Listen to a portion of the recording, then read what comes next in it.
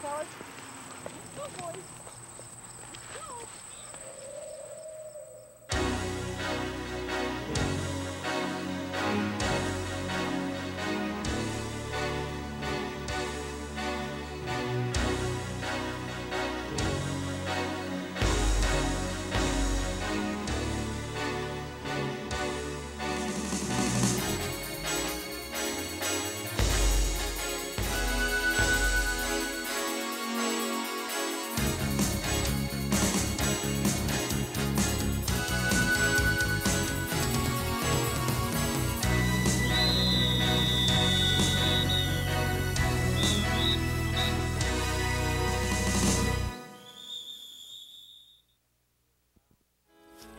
This field trial is off to a good start because it was well planned. I'm Bob McCowan, Vice President of Performance Events for the American Kennel Club. Good field trials don't just happen. They're the result of thorough planning, beginning with the selection of the committee and careful attention to the basics. The most important consideration is the selection of good judges who know dogs and are familiar with the field trial rules.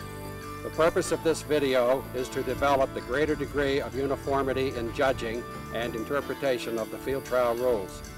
We're going to cover the responsibilities of the various people who make up the field trial committee, from the chairman and secretary to the marshals, gunners, and bird planters. We will cover the authority and obligations of the judges and the performance standards for each stake.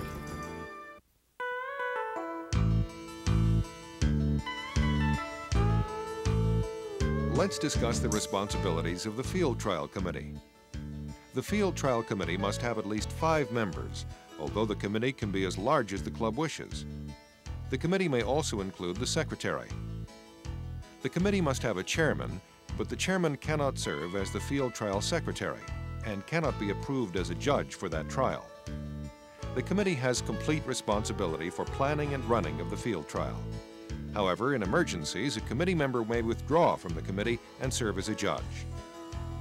A majority must be in attendance at all times. That means that if the committee consists of only 5 people, at least 3 members must be present at all times. The chairman controls the marshals, the gun captain and guns, birds and bird stewards, host or hostess committee, and equipment. An equally important member of the committee is the field trial secretary. The secretary cannot chair the field trial committee. The premium list must contain the name of the field trial secretary as well as their phone number and address. The field trial secretary is responsible for mailing the results of the trial to AKC within 7 days of the event. The field trial committee appoints the marshals. There are 3 types of marshals: judge's marshal, gallery marshal, and line marshal. Some local field trials do not have the personnel for all 3 types of marshals. Usually, one marshal serves as a gallery marshal and assists the judges to some extent. The judge's marshal's main purpose is to assist the judges and be available to replace a judge who cannot continue. The gallery marshal controls the gallery and prevents interference with the judges and the running of the dogs. The line marshal locates and calls the dogs to the line as drawn. One thing to remember about the judge's marshal is that they cannot handle a dog in any stake that they are marshalling. However, gallery marshals or other marshals may handle a dog in their stakes. Another important job of the committee is to handle any misconduct that may occur during or in conjunction with the running of the field trial. Misconduct is not a popular subject, but if it does occur, the committee must handle it correctly. Misconduct includes anything from the mistreatment of a dog to inappropriate individual behavior, to use of abusive language toward the judges or members of the committee, or between spectators and participants. Misconduct can occur on the grounds or off the grounds, including at meetings or banquets held in conjunction with the field trial. There is a separate video on how to handle misconduct. There is also a booklet that should be in the possession of all members of the committee. Both are available from AKC. Keep in mind there is a difference between misconduct and rule violations. All shooting is done by official guns using a 20-gauge or higher shotgun, and preferably a double-barreled shotgun that can be broken to show that it is inoperable or unloaded. There shall be 2 official guns for each brace, 1 to accompany each handler. Let's turn now to the judges, the most important element of any field trial. The judges have complete authority over the running once the dogs are placed before them.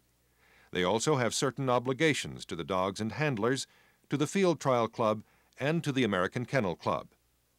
They should be knowledgeable persons experienced in handling dogs. Ideally, they should be people with a lot of field trial and bird hunting background. The judges have complete control over the handlers, scouts, and the pace. Judges should render an unbiased decision based on the performance of the dogs in that stake. Here are some general rules for judges.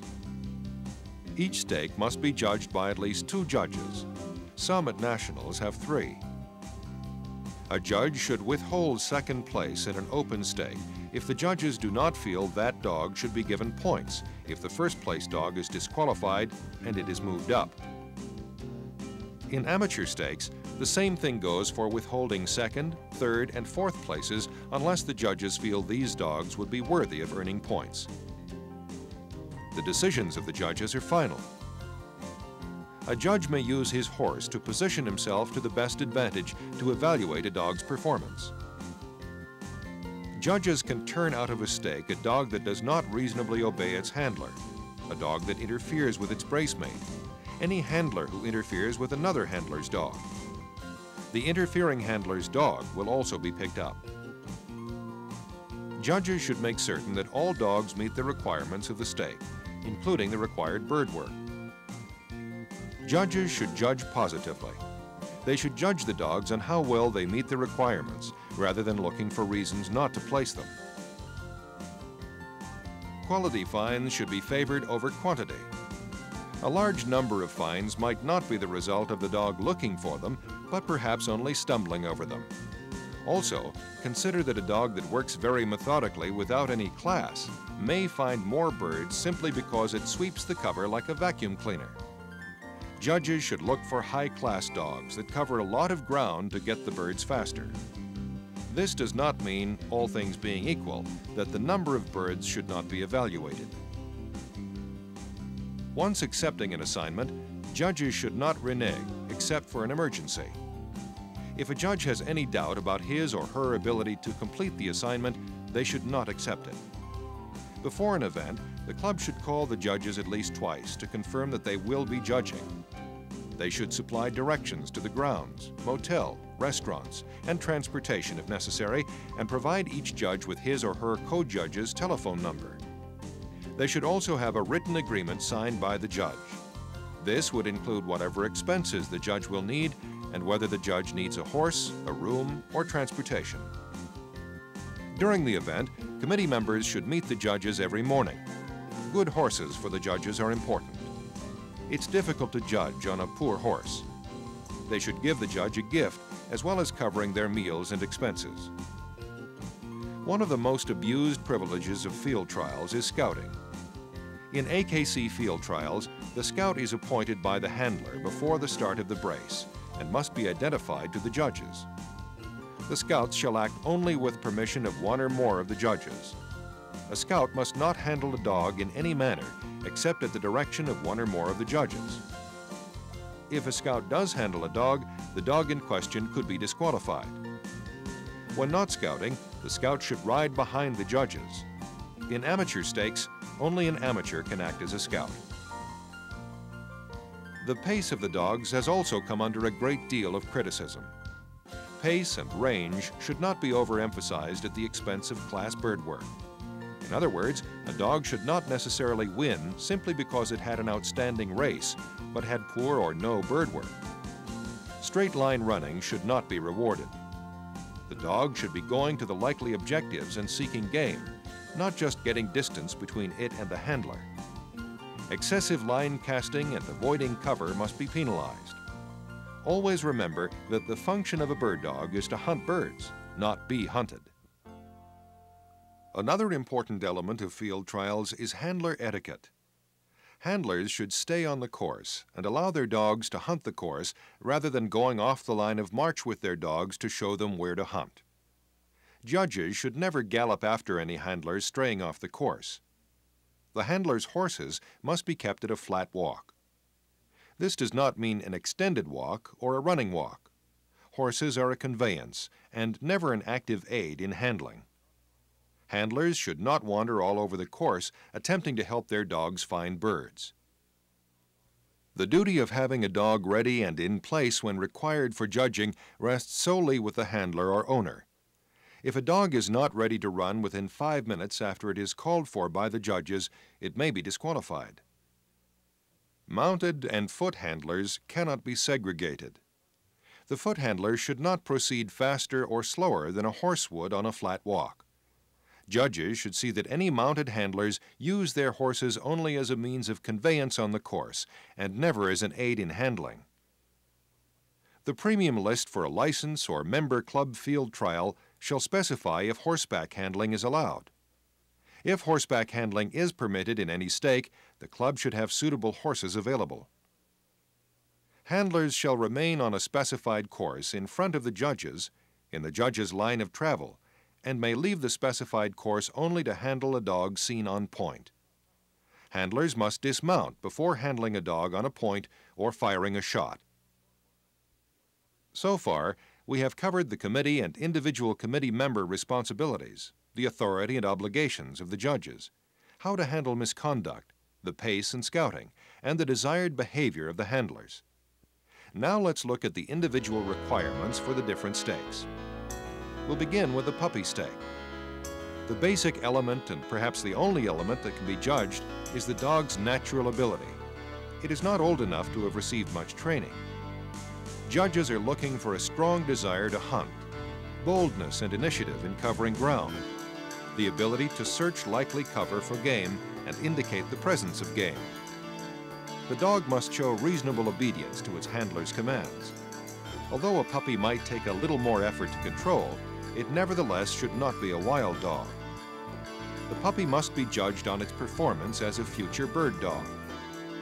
Judge the dog on its future potential as either a gun dog or an all-age dog. If the premium states that blanks will be fired, every dog that makes game contact must be fired over if the handler is in gun range. If not in gun range, the handler does not have to fire. Requirements for the Derby dog are slightly more stringent than the puppy because we expect to see a little more experience and a little more training. Remember that all placed dogs in the Derby must establish a point, but need not be steady. It cannot be a flash point. That's a momentary stop before pushing the bird out. If the handler is in gun range when the dog is on point, a shot must be fired. A lack of opportunity to be fired over shall not constitute reason for non-placement of a dog if the game contact is in an acceptable Derby manner. The Derby dog also has to show a keen desire to hunt. It must be bold and independent and have a fast and attractive style of running. It must demonstrate intelligence in seeking objectives and ability to find game. The Derby dog must show reasonable response to its handler's commands. The Derby dog is judged on its performance as indicating its future promise as a gun dog or an all-age dog. Here's another important point about the Derby. When a Derby dog is on point, its bracemate, without penalty, may be held or controlled by the handler to avoid interference with the pointing dog. In the puppy and Derby stakes, the dogs are judged primarily on natural ability and some trainability. In the Broke Stakes, or Finish Stakes, judges expect to see a combination of natural abilities brought to perfection through training. The Broke Stakes include gun dog and limited gun dog, and all age and limited all age, both open and amateur in each case. Let's talk about the gun dog stakes first. Keep in mind the standard for the gun dog, the open limited gun dog, amateur gun dog, and amateur limited gun dog are all the same. A gun dog must give a finished performance. It has to demonstrate its natural abilities as well as its trainability.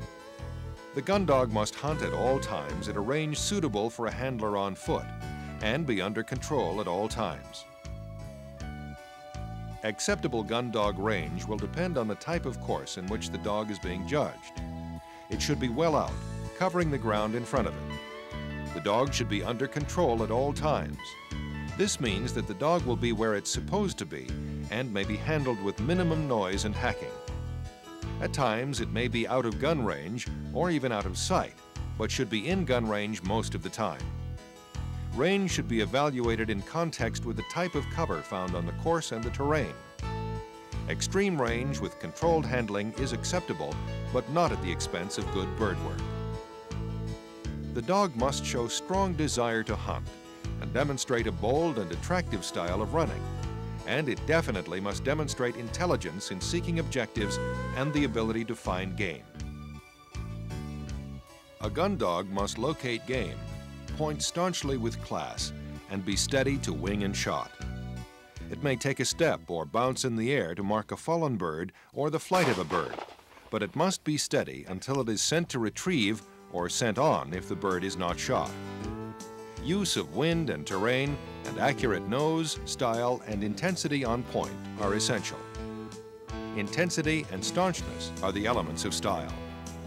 Honoring is not a requirement if a dog has no opportunity to honor, but it must honor when encountering its bracemate on point. The dog cannot blink the point or ignore the pointing dog if it is in its line of sight. A dog that steals its bracemate's point must be ordered up. Stealing a bracemate's point is seeing the other dog on point and running in on it rather than honoring the pointing dog. Make sure it is not a divided find. This is when both dogs locate the bird at the same time, or one dog does not see its bracemate when it goes on point. Now let's take a look at the all-age stake. All-age dogs must give a finished performance. They should range well out in a forward pattern and show independence in hunting, but they must be under reasonable control.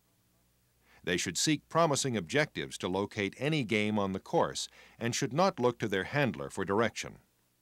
All-age dogs must find game, point staunchly, and be steady to wing and shot. And as with the gun dog, intelligent use of wind and terrain and accurate nose, style, and intensity on point are essential. As in the gun dog, the all-age dog must also honor when it encounters its bracemate on point. But a dog does not have to have an honor, it is not a requirement. A dog that steals its bracemate's point must be ordered up. Judges should severely penalize intimidation and blocking a pointing dog, and for a delayed chase. A delayed chase is running in the direction of the flushed game after either pointing, honoring, or stopping to flush instead of obeying the handler's command to cast in a different direction. In retrieving stakes, dogs must demonstrate reasonably direct retrieves to hand in order to place. During the trial, game should be shot in full flight and at a distance that would allow a dog a reasonable retrieve. After the shot, the handler cannot release the dog until the bird is down. The dog must deliver promptly and tenderly to hand. The handler may take 1 or 2 steps, but the bird should be delivered to hand. If the dog drops the bird, it can be ordered to pick it up and give it to the handler. Birds should never be shot on the ground except at the instruction of the judge. Dogs will generally be run in braces, and each dog must have a separate handler. Handlers are not required to run more than 2 consecutive braces unless there are no other dogs to be braced with. The order of the draw shall not be changed except for a scratch or absentee, the rebracing of 2 dogs with the same handler, or if a bye dog is created. In case of a scratch or absentee, the remaining dog is dropped down to the next incomplete brace. If there is no incomplete brace at that time, the dog may be run in its original order. A bye dog, whether it was moved down or drawn to run last, may be run by itself or with a bracemate selected by the judges at the judge's option. Bitches in season are ineligible to compete unless specified otherwise in the premium list. A dog is not eligible to be entered to compete in a field trial in any stake in which championship points are given if a judge of that stake or any member of his or her family has owned, sold, held under lease, boarded, trained, or handled the dog within 1 year before the date of the field trial. Any member of his or her family means a spouse, a sibling, a parent, or a child, whether natural or adopted, of the judge in question, but shall not extend to other blood or legal relationships. Callbacks are used to give a dog an opportunity to demonstrate a requirement that it might not have been able to do during the running of its brace, such as retrieving. But a callback should never be held except under extenuating circumstances for a dog to find birds when it has gone birdless. Time in the bird field starts when the first dog enters the bird field, assuming the first dog did not cut the course. The only persons allowed in the bird field during the running of the stake are the judges, official guns, marshals, handlers of competing dogs, and game stewards. Game stewards enter only before or after the dogs have been in the bird field. Proper bird planting is essential to enable the dogs to be properly judged. Birds should be liberated in likely places that a dog would be expected to hunt, and in a manner that would allow them to be easily flushed by the handler. A dog that works with a minimum of handling or commands must be given credit. A dog that is out of judgment for the continuous part of more than 5 minutes, or 1/6 of the running time if over 30 minutes, shall not be placed unless the judges feel the absence was due to unusual circumstances. No person, including people in the gallery, shall in any manner assist a handler in controlling his dog. This action could disqualify the dog. No dog shall be picked up during a brace except on direction or permission of the judge. Judges can order a dog picked up for stealing a point, interfering with its brace mate, or fighting. Dogs cannot be roded behind the gallery or trained on the grounds during the running of the event. A check cord cannot be used while a dog is under judgment in any stake in an AKC licensed or member club trial. No electronic or dummy electronic devices may be worn by a dog while it's running and being handled in a field trial. Dog fighting cannot be tolerated. If a dog is reported for attacking its brace mate on 2 occasions while under judgment, it becomes permanently ineligible for field trials. The judges must agree as to which dog is the aggressor, and if it was actually an attack or bump or only interference. If a dog merely interferes with a brace mate, it could be ordered up, but it wouldn't be reported as fighting. All judges should be aware of whether a dog is fighting to protect itself after being attacked, so they can distinguish which was the attacking dog and not penalize a dog merely defending itself. Remember that 2 reports of attacking makes the dog permanently ineligible. This has been a brief review of the requirements of the dogs and functions of the individual handlers involved in field trials and what the judges should expect. There is no substitute for actual experience, although it is highly recommended that judges avail themselves of every opportunity to learn as much about the game as they can. The same holds true for handlers and for field trial committees. Remember that field trials offer the best opportunity for preserving and advancing the precious qualities of our pointing breed dogs. The future of this wonderful sport is in the hands of the people who judge field trials, the people who serve on the committees, and the handlers. Working together, we will be ready to turn them loose and judge them properly.